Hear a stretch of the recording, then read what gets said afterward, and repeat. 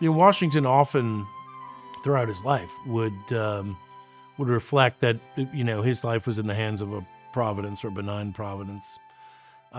He survives the Braddock fight in an extraordinary fashion. He's one of a handful of officers who survive with no wounds. And he has his coat shot through, and he has horses shot from under him. He says it's only because of a divine providence, that I was not destroyed. In fact, he was celebrated by some ministers of Virginia as Providence has saved this man for future greatness, which is kind of extraordinary to see that, given the future that he did hold. Washington clearly believed that that there was a divine power, that there was a God who had created the world, but that retained an active role in the flow of events. He seems less interested, or at least critical of kind of the different rituals by which people try to, assuage and control and relate to that divinity. So he has kind of a rationalist approach to it, but he clearly believes that that the United States history is a providential story, that it's remarkable for that, but that, this divinity is powerful, it's inscrutable, it's undeniable, and you need to walk humbly in it.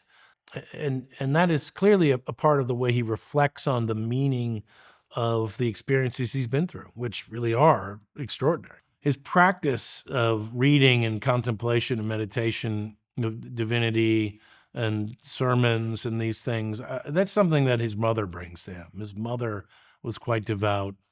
There are stories of his mother, reading the Bible to him and his sister. He practices a kind of meditation, which was popular amongst Anglicans in the early 18th century. It's not enthusiastic at all, but it's based on you would read a passage and then contemplate and meditate and think on it. Less what we would think of kind of active prayerfulness, but more contemplative sort of mode. And that fit very nicely with some of the other things that he liked to read. I think of like the maxims of Marcus Aurelius, was these kind of little proverb-like sentiments that you then sort of reflect on and sort of try to take in. And in fact, that model of reading, which is a religious devotional model, becomes a big part of I think how he reads generally, in addition to reading scripture and sermons. The day that he signs the Constitution of the United States, in his journal, he writes that he went home to contemplate on the great work that we accomplished. And you see that as sort of a practice of reading that comes out of his faithful approach